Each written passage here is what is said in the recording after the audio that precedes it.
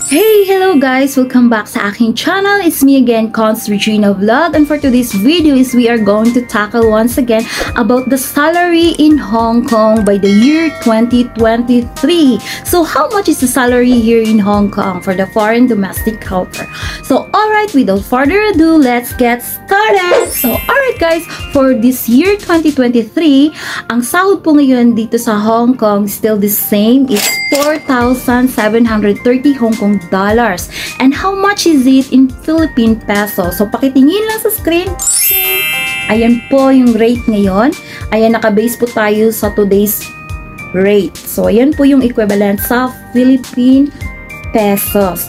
So at yung food allowance naman is 1,196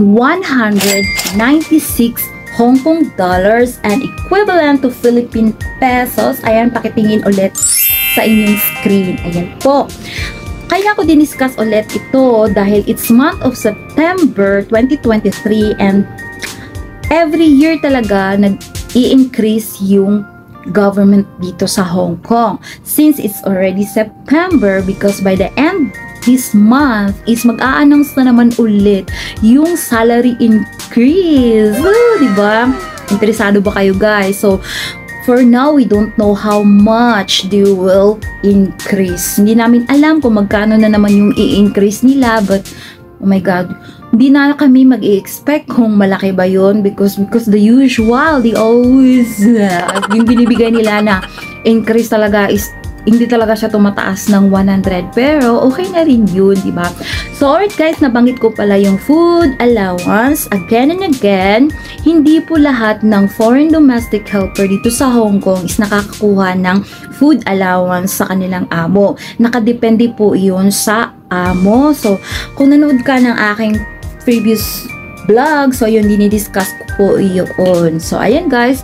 So, ayan, ngayon po ay nag-aantay po kami because, yun nga, sabi ko, by end of September 30, i-announce nila yung panibagong salary increase dito. Kasi the usual dito sa Hong Kong is by yearly talaga nag-increase. So, na-freeze lang siya 2 years, I think it's year 2021 to 2022 kasi because of pandemic sa coronavirus. So ayun, na-freeze siya, yung food allowance lang ang nag-increase kahit konti, pero okay na rin yun.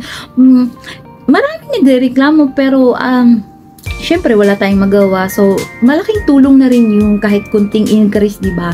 So we don't know yet kung malaki ang idadagdag nila this year. So, ayan ang pinakaabangan ng lahat ng foreign domestic helper dito sa Hong Kong. So, yun na guys. So, konting vlog lang. So, yun po. So, hindi ko na masyadong pahabain yung video again. So, we'll see you again about salary in Hong Kong dito.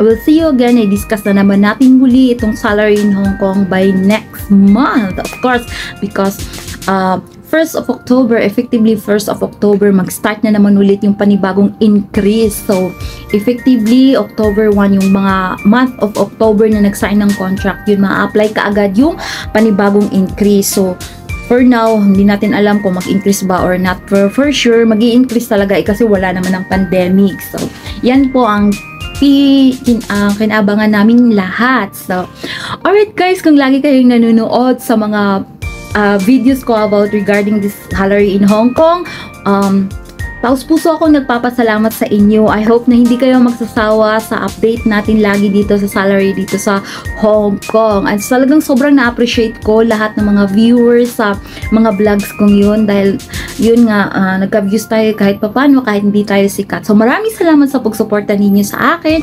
And oops, if you like this video, can you give a thumbs up?